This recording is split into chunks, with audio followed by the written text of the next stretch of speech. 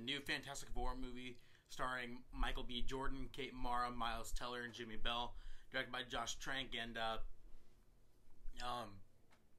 this movie, a lot of things to talk about with this movie.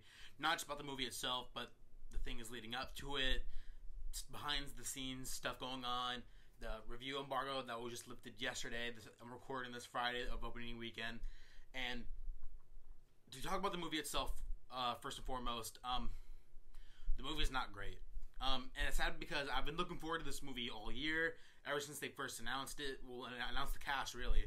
I've been looking forward to this movie because as much as I didn't hate the first Fantastic Four movie that had Chris Evans and Jessica Alba and Michael Chiklis and Ian Grufford, or whatever his name is.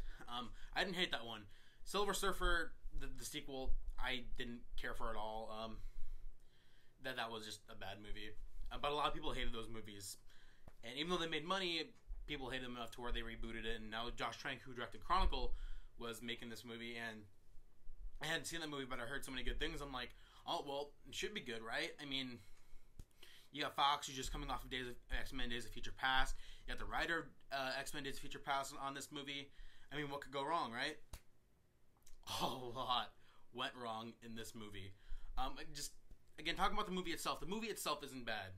It isn't terrible, but it's not a great movie. There's, again, a lot of things wrong with it. But to give this a bit of context, there's been a lot of things going on in this movie. There was rumors that started a few months back about how the set of the movie was just hell, and so many things going wrong with Josh Trank up and leaving, and how the cast hated working with it. I don't know the exact rumors, but the set was just a mess.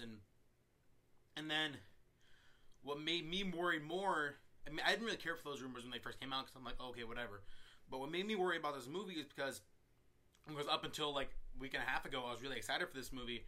Then once Fox decided not to screen this movie until like a day or 2 days before the movie even premiered, that was a really big red flag for a lot of people, a lot of critics. Everyone started getting really nervous.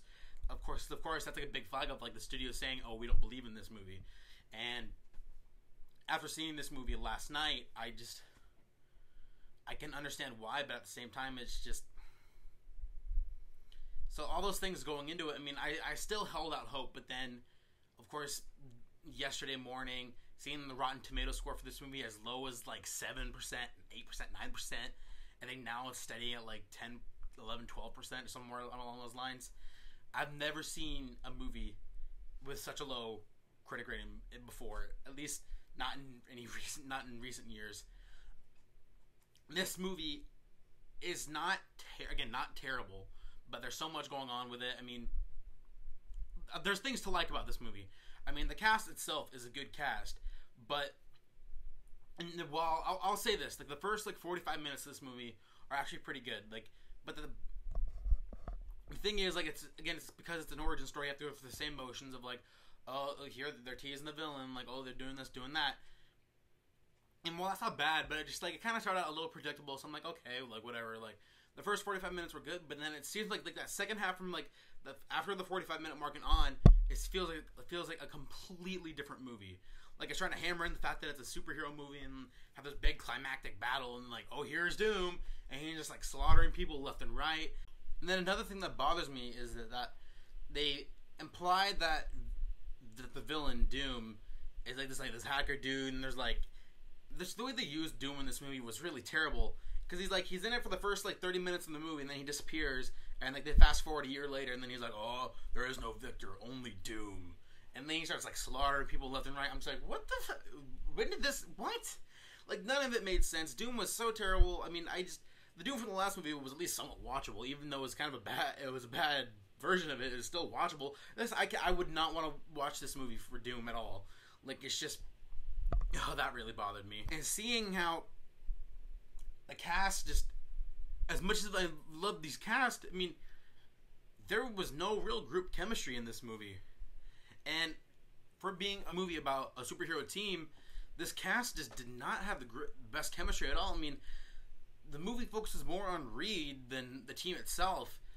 And the one least I can say about the original movie, at least they did kind of focus on them as a team to some capacity, or at least each individual character got enough screen time to where it was like, well, there was more of a team movie.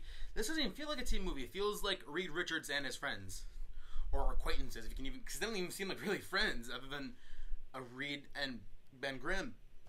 So, I mean, I wanted to like this movie, but there's this, the second act is just, the second and third act is so all over the place. So the pace is, I don't even know what the pace is back half of the movie. It gets really cheesy, and then like the tone shifts. Like it tries being funny, but then it tries being serious, and then it tries getting really dark, but then it gets really cheesy again by the end. And by the end of it, it's just like the ending is so rushed to the point where it's just like, what did I just watch? Like I'm walking out of the movie last night, and I'm just like, what were these producers and the studio thinking when they did this? Like they're trying to like shoehorn in like all this stuff, and it's just like, I don't think you mastered the rest of the movie to get to this point in the ending. Like, I don't know, just this movie was it was just a steaming mess. I mean, good things about it, but just not enough to keep me really interested throughout the whole movie. So I would say I'll give this movie like a 6 out of 10, and that's just being modest. Like, that's as high as the score as I can get it. Again, not a terrible movie. I know I'm going on and on about how bad it is, all the problems going with it, but then there are all good things about it. Again, the first 45 minutes it's pretty good, pretty watchable. I would say go out and see this movie for yourself and judge it on your own merits. Don't listen to the critics. Don't listen to me. You're listening to me right now, but like, go judge it for yourself, and then from there you can say whether or not it was worth it. To me, I mean, I only paid $5.50 for it, so $5.50 I guess is enough for that movie. I wouldn't pay any more than $5.50. But yeah, so that's my thoughts on Fantastic Four. 6 out of 10. We'll see if they make a sequel or not. So if you guys like what we see here, go and hit subscribe. I do videos occasionally, reviewing more superhero movies. And once fall comes around, I'll be reviewing Arrow and Flash, as long as the seasons are good. But yeah, so that'll be it from me, guys. So until next time, have a good one.